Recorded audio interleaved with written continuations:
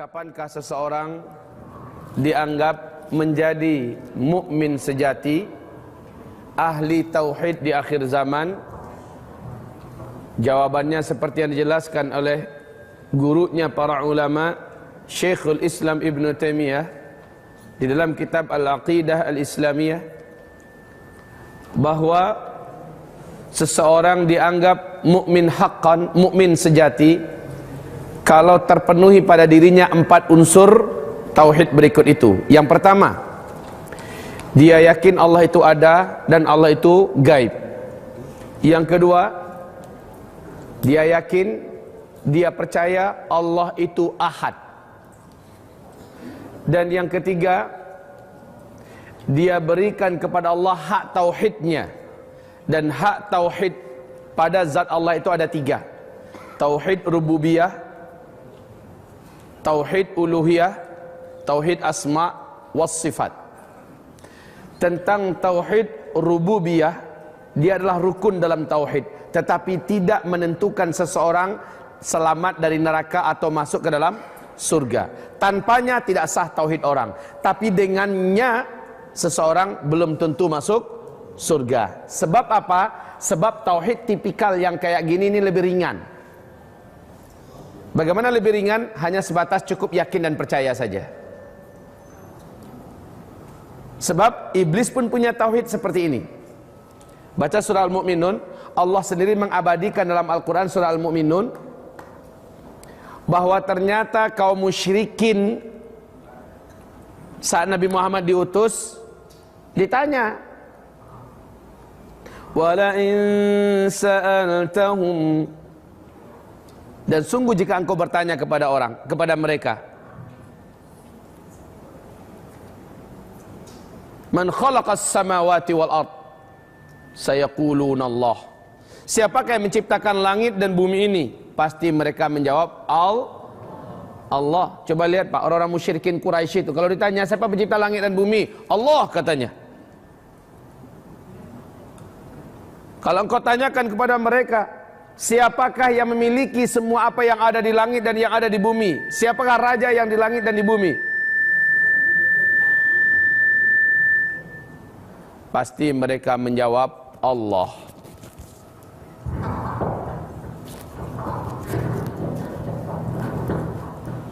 Kalau engkau tanyakan kepada mereka, hai Muhammad, siapakah yang memberi rezeki kamu? Sayaqulunallah, mereka pasti menjawab Allah. Ini tauhid rububiyah apa enggak nih? Bu, Pak, ini tauhid rububiyah enggak jawaban kaum musyrikin ini? Tauhid rububiyah semua. Mereka yakin, mereka percaya cuma Allah yang mampu beri rezeki kita orang.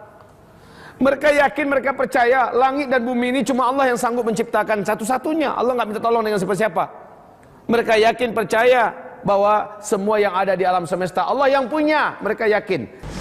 Bapak Ibu yang kami muliakan, lanjut ya. Baik, sekarang sudah jelas makna la ilaha illallah, yaitu tidak ada yang pantas diibadahi kecuali hanyalah Allah. Nah, sekarang Bapak untuk masuk Islam wajib ada kalimat ini enggak? Iya kan? Asyhadu an la, pakai an.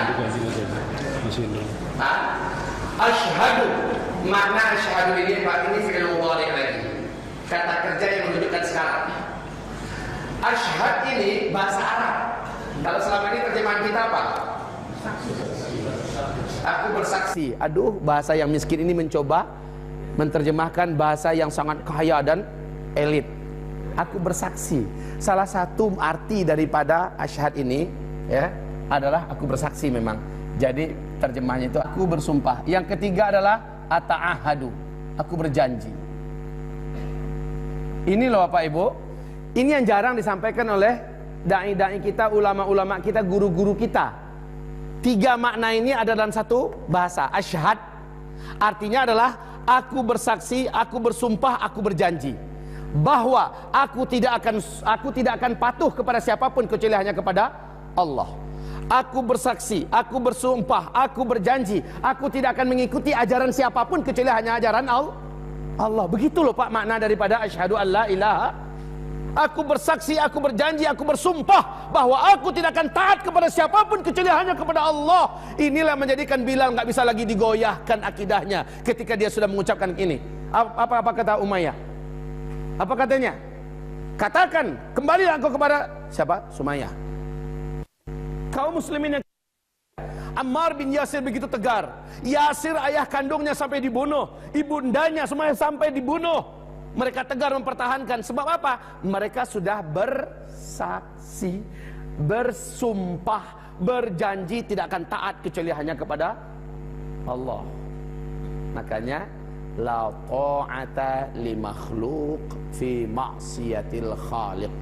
Tidak boleh taat kepada makhluk pun, makhluk mana saja, dalam hal bermaksiat kepada sang siapa sajalah makhluknya nggak boleh taat.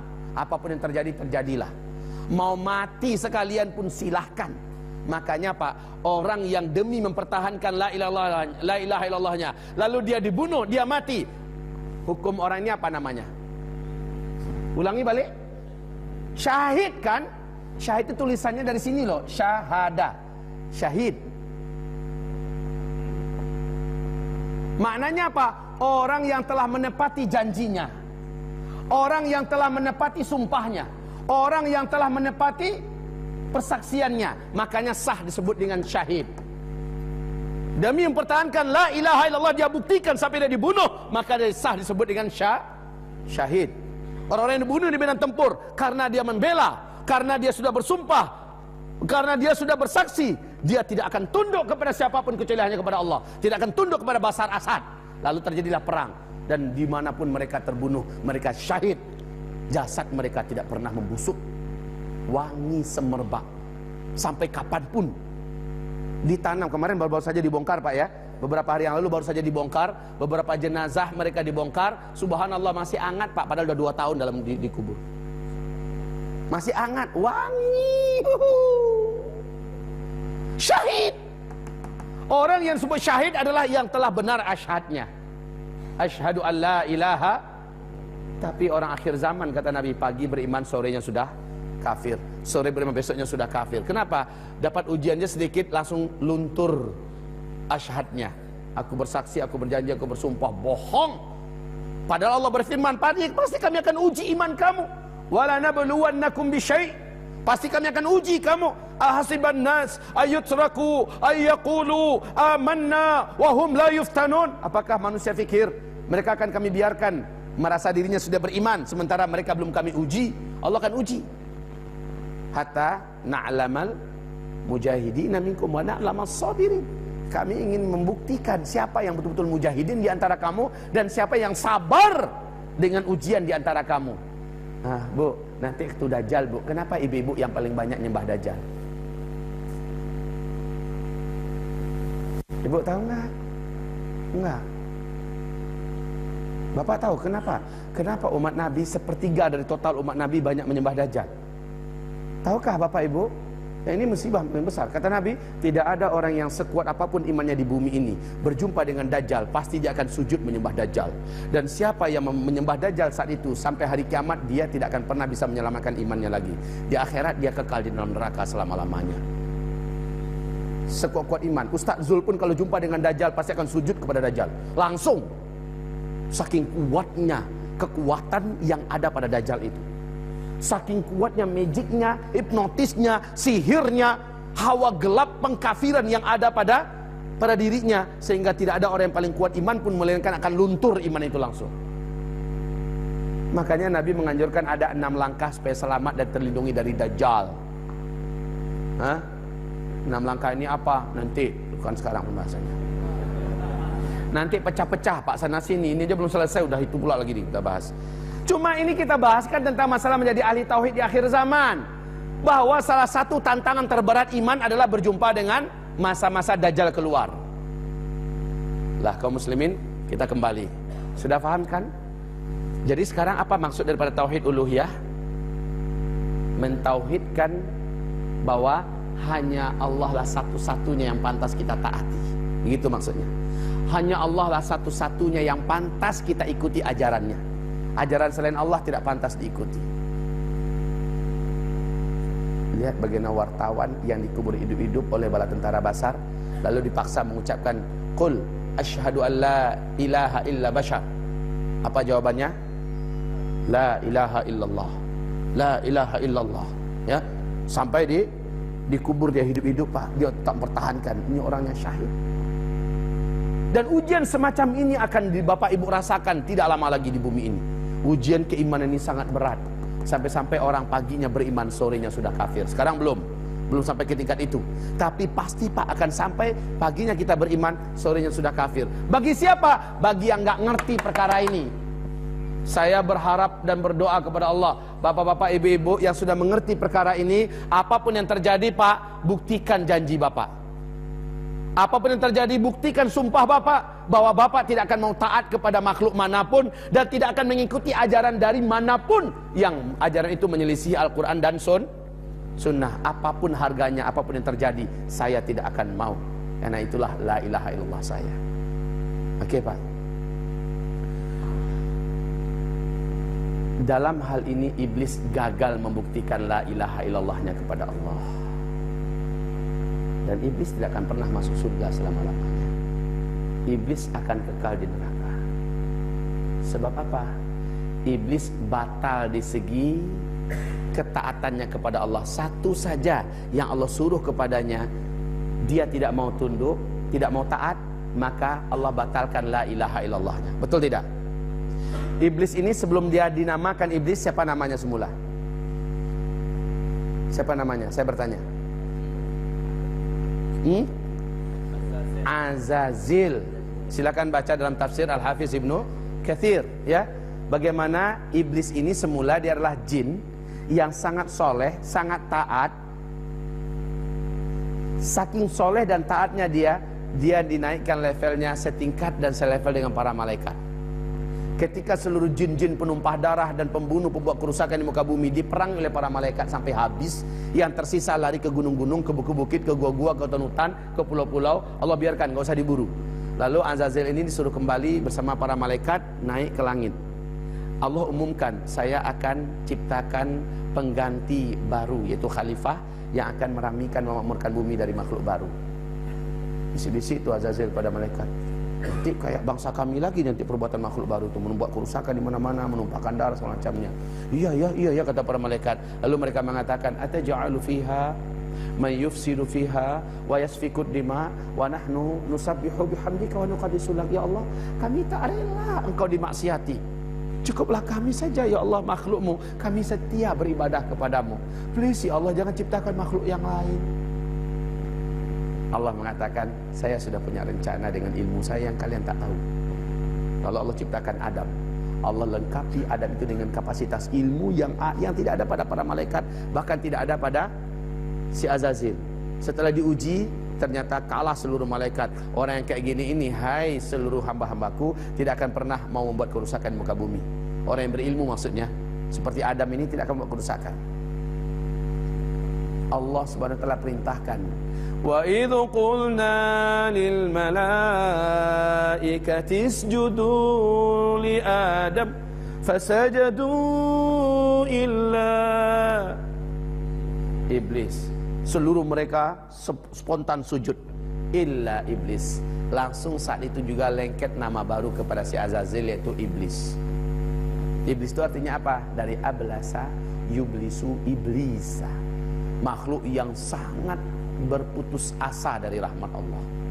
Inilah iblis. Pak, dia taat, dia soleh, tapi ada satu perintah Allah yang dia tidak mau jalankan, batal langsung la ilaha illallahnya. Aba wastakbara wa kana minal kafirin. Dia tidak mau menjalankan perintah Allah dan dia melihat dirinya lebih terhormat daripada Adam. Wa kana minal kafirin, adalah iblis itu termasuk di antara orang-orang yang kafir. Allah kafirkan dia. Coba lihat, satu saja makna ilah tadi apa? Makna ilah taat atau mengikuti ajaran. Sekarang Allah perintahkan, nggak mau dia. Satu saja perintah Allah yang dia tidak ikuti, dia tolak, maka saat itu juga si iblis langsung dihukumi kafir oleh Allah Subhanahu wa taala. Coba bayangkan, Pak. Bayangkan. Ketika Abu Bakar As-Siddiq dibayar menjadi khalifah, ada enggak satu kabilah yang tidak mau bayar zakat? Ada enggak? Ada enggak Bapak Ibu? Tugas pertama Abu Bakar As-Siddiq adalah memberakatkan Usamah bin Zaid untuk pergi berperang sesuai dengan mandat yang telah diamanahkan Nabi. Tugas yang kedua adalah memerangi kabilah yang dianggap sudah murtad. Seluruh sahabat sepakat. Kenapa kabilah itu dianggap murtad? Karena mereka menolak salah satu rukun Islam, wajib bayar zakat. Seluruh sahabat sepakat orang itu sudah murtad, keluar dari Islam, diperangi. Mula-mula Umar agak keberatan. Wahai khalifah, mereka masih bersyahadat, mereka masih sholat, mereka mau haji, ibadah-ibadah dalam agama ini semuanya mereka oke. Cuma zakat aja yang mereka menolak. Masa kau akan perangi dan dihukumi murtad? Maka dijelaskan oleh Abu Bakar. Setelah Abu Bakar menjelaskan, lapanglah dada Umar, mantap hati Umar, dan sepakat. Seluruh sahabat langsung menjadi ijma', mereka memang sudah murtad. Coba lihat Pak, satu saja ajaran yang turun dari langit, satu saja syariat Allah yang ditentang, ditolak, dibenci, dimusuhi, tidak ditaati, orang ini dihukumi batal, la ilaha, semacam iblis. Persis. Gimana kira-kira? Banyak kena nggak orang sekarang? Banyak kena nggak orang sekarang? Bu, banyak kena orang sekarang, Bu? Satu saja syariat Allah yang ditolak, satu saja perintah Allah yang dibenci, satu saja syariat Allah yang dimusuhi, maka orang ini macam iblis nasibnya, batal syahadatnya. Batal syahadatnya. Kaum muslimin, Wahab bin Munabbih. Nah, siapa ini Wahab bin Munabbih? Salah seorang di antara ulama tabi'in. Beliau ditanya oleh murid-muridnya, "Syekh, benarkah hadis Nabi yang mengatakan man mata wa huwa ya'lam annahu la ilaha illallah dakhalal jannah?"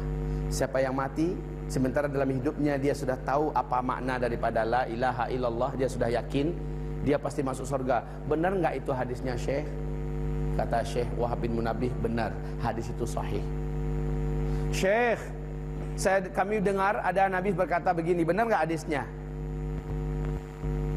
Man kana akhiru kalamihi la ilaha illallah wajabat lahul jannah. Siapa yang adalah akhir kalimatnya dalam hidupnya yang dia baca adalah la ilaha illallah, wajabat lahul jannah. Apa artinya? Wajib dia masuk surga. Benar enggak ini hadisnya dari Rasulullah? Apa Syekh Wahab menjawab, benar, itu hadis sahih. Tapi kamu harus tahu ya, kata Syekh Wahab, likulli babin miftah wa miftahul jannah la ilaha. Setiap pintu itu ada kunci pembukanya, dan kunci pembuka surga itu adalah la ilaha illallah. Lalu apa kata Syekh Wahab pada muridnya ini? Tahukah engkau, pernah enggak lihat? Coba Pak, kunci motor, kunci mobil, kasih lihat satu. Pinjam kuncinya, enggak diminta loh Pak. Ayo yang punya, coba. Nah, kalau enggak saya bubar nih. Nah, Syekh Wahab kan bertanya, anggap aja nih pintu, kunci membuka pintu mobil kayak atau Bapak Ibu, kata Syekh Wahab, pernahkah engkau melihat ada kunci yang tidak ada gigi-giginya? Ada giginya enggak? Ada. Dengan gigi ini bisa kebuka. Satu aja patah, kebuka enggak? Satu aja giginya ini patah, enggak akan kebuka itu pintu. Ini maknanya Pak, makna penjelasan Syekh Wahab bin Munabbih kepada muridnya ini. Kalau ada di antara gigi-gigi la ilaha illallah itu, hai muridku, patah satu saja, pintu surga tak akan bisa engkau buka. Inilah nasib iblis, patah satu giginya. Dia tidak taat ketika Allah suruh sujud kepada Adam. Masya Allah. Gimana Bu? Ada nggak kita lihat anak gadis kita, ya, dia tidak taat ketika disuruh sholat. Sholat anak, nak sholat itu wajib bagi mak, nggak bagi saya. Kan begitu. Ya Allah, ini sama, patah satu gigi la ilaha illallahnya. Untuk orang macam ini, jika ia tidak tobat sebelum dia meninggal dunia, dia tidak akan pernah bisa membuka pintu surga. Artinya orang ini tidak di surga tempatnya. Ngeri loh Pak. Beda dengan orang kenapa kamu nggak pakai jilbab? Jilbab itu kan wajib. Iya sih, saya tahu wajib dan berdosa kan nggak pakai jilbab. Saya sadar itu kayak gitu. Ya tapi kayaknya masih belum siap aja, kan gitu kan? Orang ini dihukumi dalam fikih Islam tetap muslimah, Pak. Syahadatnya masih diakui, tetapi wanita ini disebut dengan athimah, pendosa besar. Tapi dia masih tetap muslimah. Jangan mentang-mentang orang lihat nggak pakai jilbab kafir kamu. Ada satu perintah Allah yang tidak kamu taati, suruh pakai jilbab, kamu nggak mau kan? Jadi kalau ada orang nggak mau pakai jilbab, tanyain dulu, apakah kamu menolak syariat ini atau bagaimana? Saya tahu ini syariat Allah, ini wajib. Saya tahu berdosa, tetapi saya belum siap sekarang. Please deh, jangan paksa aneh. Gitu. Ya kalau dia sudah meyakini begitu, Pak, dia muslimah. Paham? Dia muslimah. Sama dengan ibu-ibu. Oh, Bu, ini pasti ibu-ibu sentimen kalau udah dengar nih, poligami. Iya kan, Bu ya? Di mana-mana ibu-ibu yang hidup di zaman sekarang, Pak, paling benci dengan kalimat poligami. Betul, Bu? Kok Bapak yang bilang betul? Saya bilang ibu loh.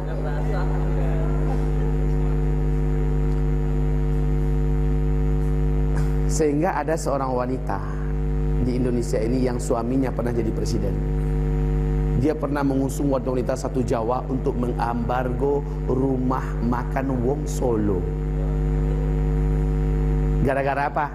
Gara-gara si pemilik rumah makan Wong Solo ini poligami. Dan rame-rame diajak kaum muslimah se-Jawa untuk menolak ayat tentang poligami. Gimana hukumnya tuh kira-kira, Bu? Bu, hukumnya gimana? Sudah berani menolak ayat. Semua ayat dia terima, tapi ayat poligami dia tolak. Jangan ikut ketawa, Pak. Saya hanya bicara dengan ibu sekarang. Ya, Bu, silakan jawab, Bu. Gimana hukumnya dengan wanita yang menolak satu ayat di antara ayat-ayat Allah? Sekedar itu aja. Yang tegas dok, Bu. Satu saja syariat Allah, buka surat Muhammad ayat 8. Satu saja syariat Allah, ada yang dibenci, ada yang dikufuri, maka batal la ilaha illallahnya. Buka surat Muhammad ayat 8. Silakan buka surat Muhammad ayat 8. Alladzina kafaru fata'sal lahum wa adalla a'malahum. Orang-orang itu telah kafir, maka celakalah mereka dan sia-sialah seluruh amalan mereka. Kenapa mereka kafir? Ayat 9-nya. Dzalika bi annahum karihu ma anzalallah. Itu karena mereka membenci apa yang Allah turunkan. Satu ayat saja jadilah dia benci, maka Allah hukum dia kafir. Jelas kok ayatnya. Itu ayat muhkamat, itu bukan mutasyabihat. Baik, jelas, Bu? Jelas, Bu? Saya doakan semoga ibu tidak pernah dipoligami. Kuat banget, amin ya, Pak. Amin. Tapi ada wanita begini, Pak Ustadz, saya beriman dengan ayat manapun dalam Al-Quran, gak ada satupun ayat yang saya beda-bedakan, termasuk ayat poligami. Demi Allah Pak Ustadz, saya beriman itu kalamullah yang suci. Tapi kan boleh kan Pak Ustadz, kalau saya minta dan doa pada Allah supaya selama saya masih hidup, suami saya cukup saya istrinya. Pak Ustadz, boleh kan? Jawabannya, boleh Bu, tandanya ibu normal. Itu jawaban yang benar, ya. Boleh nggak Pak Ustadz? Ya Allah, silakan suami hamba poligami, tapi setelah hamba mati, ya Allah. Boleh nggak? Boleh. Nggak apa-apa. Sah-sah saja, normal-normal saja. Lah, selama dia tidak menentang tuh ayat. Ya Allah, semua ayatmu hamba ridho, hamba terima, tak kecuali ayat poligami ini. Jujur ya Allah, saya tak terima. Udah kafir dah tuh. Batal syahadatnya, asyhadu an la ilaha, sama dengan iblis nasibnya. Baik, kaum muslimin, terlalu panjang ya saya ya. Baik, Bapak sih enak duduk, bilang lanjut. Saya berdiri terus dari tadi. Bapak enak minum, makan. Saya nggak dicas-cas dari tadi. Baik kaum muslimin, jadi tauhidkanlah Allah di bidang uluhiyah, ini adalah kunci dan pembuka pintu surga itu ada di sini. Buktikan ketaatan kita kepada Allah, bahwa Allah yang paling pantas untuk ditaati. Buktikan. Buktikan hanya ajaran Allah yang paling tinggi, selain ajaran Allah rendah. Al-Islamu ya'lu wa la yu'la alaih. Islamlah yang paling tinggi dan tidak ada ajaran yang lebih tinggi daripada Islam. Ini bisa kecolok mata saya nanti. Baik, jazakallah khair. Kaum muslimin, kita kembali pada tauhid asma wa sifat. Ini sederhana saja. Apa yang maksud dengan tauhid asma wa sifat? Dalam hadis Sahih Bukhari, Rasulullah bersabda, Inna lillahi tis'an wa tis'ina isman. Man ahsaha dakhalal jannah. Waduh enaknya. Silakan terjemahkan, Ustaz.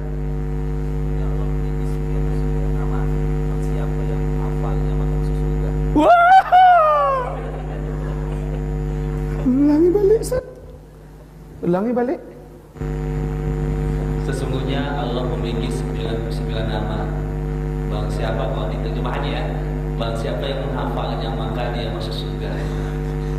Nggak usah sholat, nggak usah puasa, nggak usah haji, nggak usah zakat, nggak usah berzina aja kemana-mana, minum khamar segala macam, judi, merampok, bunuh orang segala macamnya. Yang penting hafal Asmaul Husna 99 pasti masuk surga.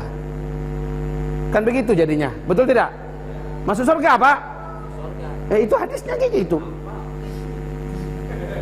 Ternyata imamnya para ahli hadis menjelaskan makna ahsoha. Imamnya para ahli hadis siapa? Syekh Ahmad bin Hambal. Imam Ahmad bin Hambal digelari oleh para ulama-ulama sepanjang sejarah sampai hari kiamat sebagai Imamul Muhaddithin, imamnya para ahli hadis. Beliau menjelaskan makna ahsoha dalam ayat itu bukan menghafal. Nah, inilah miskinnya bahasa Indonesia. Coba lihat, hadis saja kalau kita pahami sesuai dengan terjemahan perkata, sesat kita memahami hadis. Ini apalagi Al-Quran. Ahsoha itu bahasa Arab, Mas. Bahasa Arab, empok. Makna ahsoha itu adalah satu, memahami dengan sebenar-benarnya pemahaman. Pahami dulu. Al-Qadir, apa makna Al-Qadir? Ar-Razzaq, apa makna Ar-Razzaq? Ya.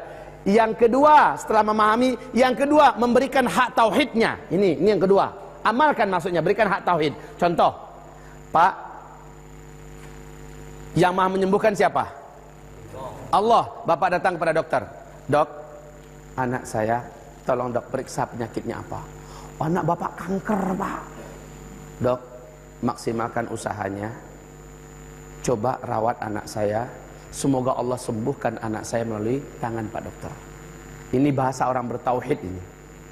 Dia berikan hak tauhid pada asma wa sifat. Tapi bahasa orang yang cacat tauhidnya kayak gini. Apa penyakit anak saya, Dok? Ini kanker stadium 4. Waduh. Jadi gimana, Dok? Ini nyawanya sudah di ujung tanduk. Dok, tolong nyawa anak saya, Pak Dokter. Selamatkan anak saya. Apapun caranya, bagaimanapun, berapapun biayanya. Hidup mati anak saya tergantung di tangan Pak Dokter sekarang. Jadi datu syirik. Kalau Allah yakin dia namanya Asy-Syafi, apa makna Asy-Syafi? Sang Maha Penyembuh. Jangan ngomong gitu dong kepada makhluk. Seolah makhluk yang bisa menyembuhkan tuh anak. Jangan ngomong begitu. Makanya dokter-dokter muslim pasti nasihatnya begini. Pak Eling, Pak Eling. Pak, saya hanya seorang manusia. Saya hanya bisa berusaha. Yang menyembuhkan anak Bapak bukan saya, bukan obat.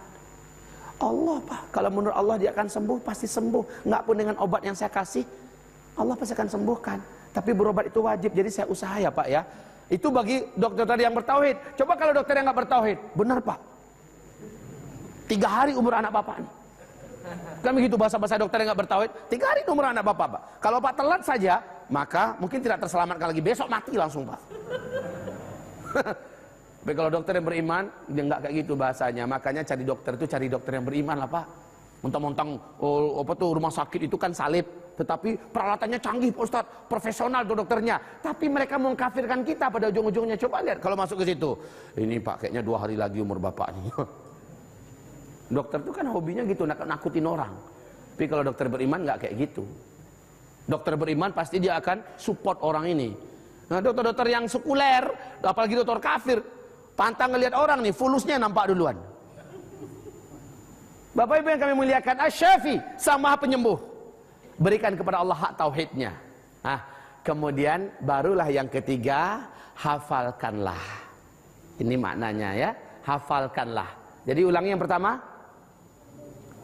pahamilah dengan pemahaman yang benar. Yang kedua, berikan hak tauhidnya. Lalu yang ketiga, hafalkanlah, baru pas. Itulah makna ahsaha dakhalal jannah. Paham ya Bu ya? Makanya istri saya di Sumatera Barat itu mendesak saya, sebelum udah pergi jauh meninggalkan kami semua, atau sebelum udah meninggal dunia, tolonglah ajarkan kepada kami selengkap-lengkapnya tentang asma wa sifat dengan benar dah. Itu permintaan istri saya, bukan minta fulus dia, bukan minta emas, bukan minta rumah. Ajarkan kami asma wa sifat dengan benar, agar kami punya pegangan hidup dah. Padahal tiap subuh saya sudah kasih tafsir tuh keluarga besar saya Pak. Saya tutup pengajian saya di masjid untuk tafsir, saya khususkan di kompleks saya. Kajian tafsir itu asal saya di Sumbar, saya ngaji dengan keluarga saya, keluarga besar. Ya, kalau ada yang di luar mau gabung tafsir silahkan. Saya buat aula sendiri Pak di kompleks saya tinggal. Alhamdulillah. Kaum muslimin yang kami muliakan, inilah istri-istri yang haus dengan ilmu. Mereka yang nagih kepada kita. Mereka nggak minta duit, nggak minta emas, tapi ajarkan kami tauhid. Masya Allah. Ya, iri kan dengarnya kan? Baik, selesai Bapak Ibu. Untuk tema yang ini adalah syarat menjadi seorang ahli tauhid yang paling final, itu ada di sini. Ini penentu segala-galanya. Saya malam ini mengatakan tidak sempat menyampaikan ini.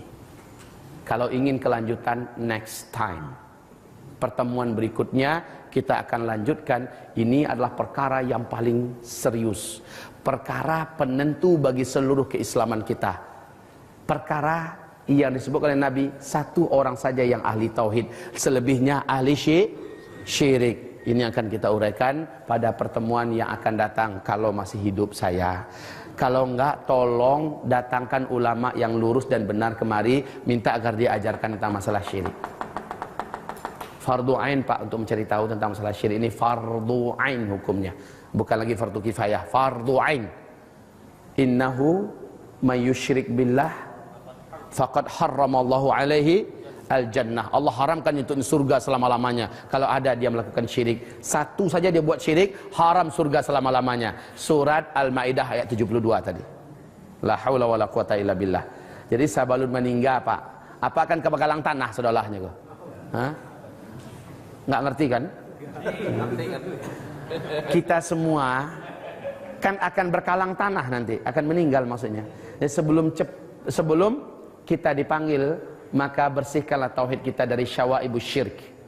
Tema kita berikutnya adalah waspadai syirik akhir zaman.